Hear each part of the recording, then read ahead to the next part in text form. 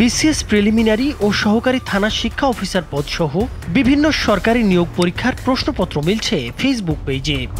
পেজের পোস্টগুলো নিবিড়ভাবে পর্যবেক্ষণ করলে দেখা যায় সেখানে প্রশ্ন ফাঁসের বিভিন্ন প্রমাণও প্রকাশ করার দাবি করা হয়েছে। বিকাশ, নগদ, রকেট সহ বিভিন্ন মোবাইল আর্থিক সেবার মাধ্যমে টাকা পাঠানোর শর্তে দেওয়া হতো প্রশ্নপত্র সরবরাহের আশ্বাস। এভাবে দীর্ঘদিন ধরে হাতিয়ে নেওয়া হয়েছে বিপুল অঙ্কের অর্থ। অবশেষে পুলিশের গোয়েন্দা শাখার অভিযানে গ্রেপ্তার করা হয়েছে সেই প্রতারককে। ডিবির সাইবার অ্যান্ড স্পেশাল ক্রাইম বিভাগের একটি দল সামাজিক যোগাযোগ মাধ্যম পর্যবেক্ষণকালে জাহিদ খান নামের এই ফেসবুক আইডি থেকে প্রশ্নপত্র সংক্রান্ত পোস্ট শনাক্ত করে। ওই পোস্টে ৪৭তম বিসিএস প্রিলিমিনারি এবং প্রাথমিক শিক্ষা অধিদপ্তরের সহকারী উপজেলা বা থানা শিক্ষা অফিসার পদসহ বিভিন্ন নিয়োগ পরীক্ষার 100% কমন অরিজিনাল কপি সরবরাহের প্রলোভন দেওয়া হচ্ছিল।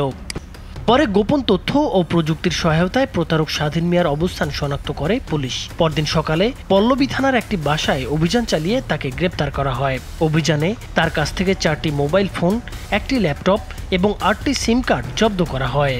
এবং তার যে এই বিভিন্ন যে প্রতারণামূলক যে পোস্টগুলো করছে সেখান থেকে যারা ইনবক্স করছে তাদের কাছ থেকে সে একটি নির্দিষ্ট পরিমাণ অঙ্কের টাকা বিনিময়ে সে প্রশ্নপত্র দিবে বলে সে তার ফেসবুকে পোস্ট করে।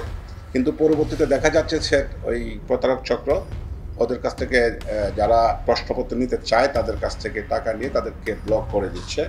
প্রাথমিক জিজ্ঞাসাবাদে স্বাধীন স্বীকার করেছেন তিনি ভুয়া ফেসবুক প্রোফাইল খুলে বিভিন্ন পরীক্ষার প্রশ্ন দেওয়ার কথা বলে অগ্রিম টাকা নিতেন। টাকা পাওয়ার পর ভুক্তভোগীদের সঙ্গে যোগাযোগ রাখতেন না। এভাবে বিকাশ, নগদ ও রকেট সহ বিভিন্ন মোবাইল আর্থিক সেবার মাধ্যমে তিনি দীর্ঘদিন ধরে বিপুল অঙ্কের অর্থ হাতিয়ে নিয়েছেন। ডিবির কর্মকর্তারা জানিয়েছেন এই ঘটনায় গ্রেপ্তার স্বাধীন মিয়ার বিরুদ্ধে আইনগত ব্যবস্থা নেওয়া হচ্ছে। আমরা এই চক্রের সাথে আরও কেউ জড়িত আছে কিনা সে বিষয়টি আমরা খতিয়ে দেখছি। নাইমুর হোসেন, মাছরাঙা টেলিভিশন।